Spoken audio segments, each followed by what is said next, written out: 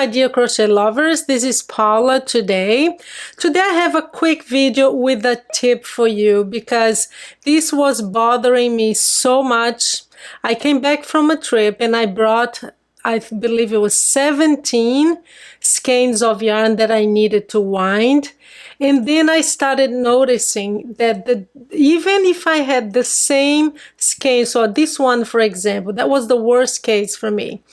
I wound these two cakes here, same yarn, same composition, same yardage, everything. And then one is fine. It's loose, it's, fluffy. You can see that the yarn is fine, it's not stretched, it's loose. That's how it should be. But then I noticed that look at the difference between these two. Same day I was winding in the same absolute yarn.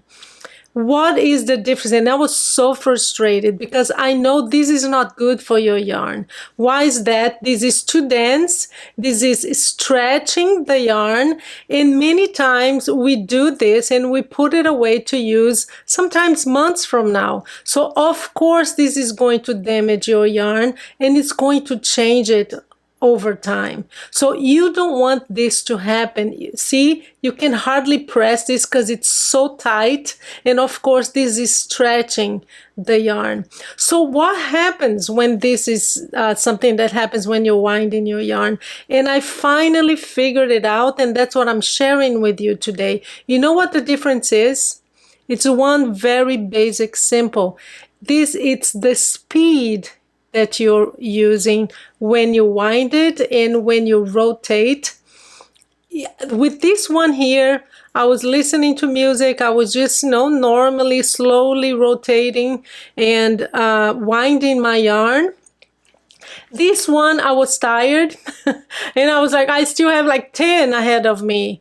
And I was borrowing my friend's ball winder and also the Swift. So I wanted to give it back to him fast.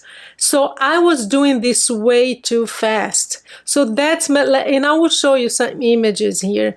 I now know the perfect speed that you can control this and make sure that your yarn will be loose and it's not going to be stretched and damaged over time. So basically, guys, my thought about this is we already have a life that feels that everything needs to go so fast. It all goes with our phones and all the 30 minutes and 15-minute videos that we watch. This is rewiring our brain. And everything we do we just have this emergency in our mind. It's like everything needs to be done fast. And that was the mistake I was doing. So what I did was I reframed it because to me, winding yarn is a task. It's like a chore. It's not something that gives me pleasure. We want to start crocheting and having fun or even knitting, whatever.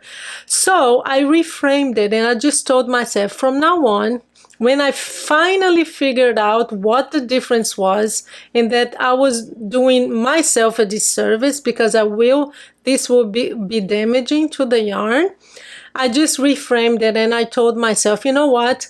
Our hobbies, our crafts, these are spaces for relaxation. This is the time when we unwind, and I love the word, and it sounds funny because we're talking about winding, but that's what we do.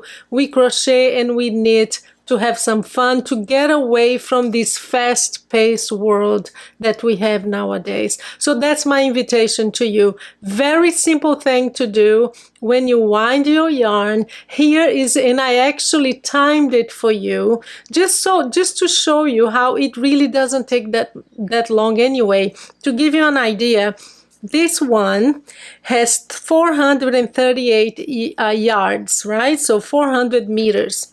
I timed it to see how long it would take me to wind it slowly. And I'll show you here the perfect, I came up with like the perfect speed. It's just basically every rotation will be 1 second. So 1, 2, 3, 4, and just count it like that and it will become your speed.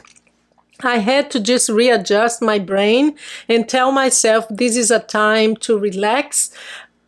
For me, what helps is to play song, a relaxing song. And from that point on, after I saw what it did to this one, which I probably will rewind, but I wanted to show you first, is play something that you enjoy, something that is relaxing, and don't see it as a task. This is part of our hobby. This is part of our, if you work with this, but that's part of crocheting, that's part of knitting.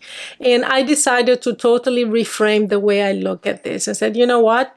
I'm not going to do this in a hurry. Even though it's not something that I love doing, I'm going to change the way I think about this. So just pay attention. Here is the perfect speed. And if you look at your Swift, you can see that it's going fast enough. You don't need to go faster than that.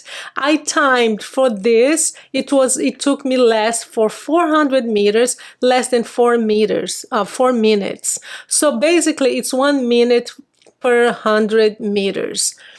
So just think about it. Most of the skeins we buy are around 200, 230 meters, something around that.